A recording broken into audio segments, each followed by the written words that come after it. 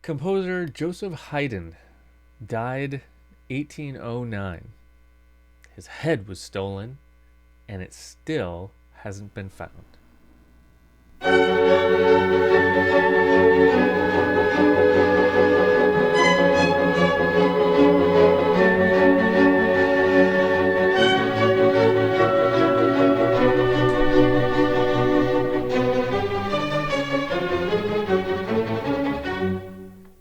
No Halloween story would be complete, I suppose, without a headless horseman story, and this is the closest we have to that, but it's a pretty good one.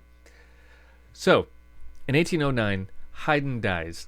Haydn was well known as a composer in his day.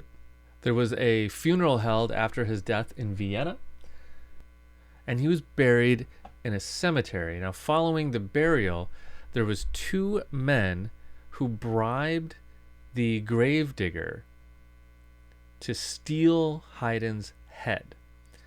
Now, why would they do this?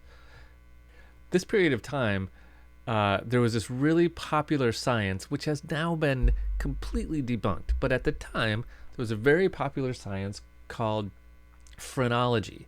And it had to do with the shape and the fine details of the bumps of the head being responsible for certain personal characteristics. For example, someone might have a little bump right here, and they might find that people who have a little bump right there are left-handed, or something like that. So, people who studied this kind of fake science were really interested in getting their hands on the heads of people considered brilliant, because they wanted to see what the patterns were that made someone brilliant. So, the gravedigger stole the head, and it's worth noting that it was apparently unseasonably warm by the time the gravedigger got his hands on it. And so the head was slightly decomposed, and it made him throw up. That's a well-known fact, I guess, in the literature about this. And there was identified a bump of music in the head. And Haydn's skull was indeed fully developed in this bump. So he had the bump that they expected him to have, which really means nothing, but at the time it did.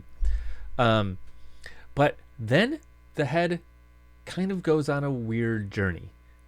So one of the head stealers had the skull installed in their home collection almost as an art exhibit, so it could be shown to people that came over to visit. They made a nice wooden box for it.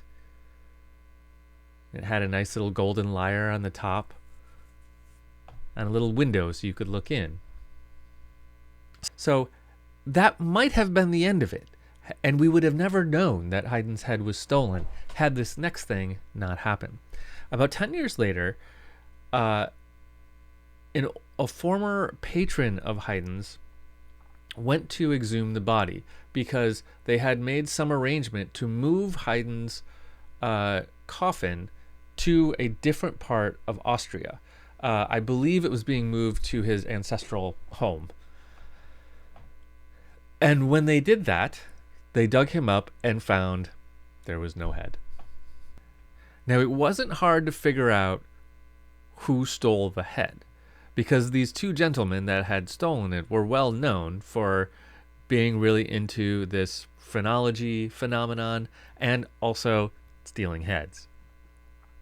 So they were searched, their houses were searched and looked for it, but they just managed to get out of it and hide the skull, apparently in a mattress. After that, the skull was handed down from various people, sometimes in that family and sometimes out of the family of the people who stole it. One person willed it to another.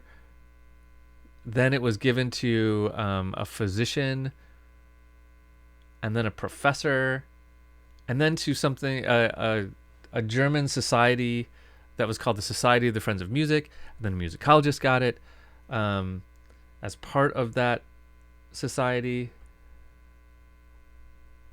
Eventually, in around 1930, a descendant of Haydn's tried to build a new tomb for him and reunite the body of Haydn. Now, I've read different reports on this. Some reports say that the skull that he was able to obtain was a fake, was not the real skull. Now, a real skull was put on the body way back in the initial transplant to Austria, to a different part of Austria. So there was a fake skull that I think everybody knew was fake. And then now there was a second fake skull given in this attempt to reunite the whole body. Although some reports say it was possibly the real skull. At any rate, the current Haydn tomb now has 2 skulls in it. One we know is fake, the other is probably fake.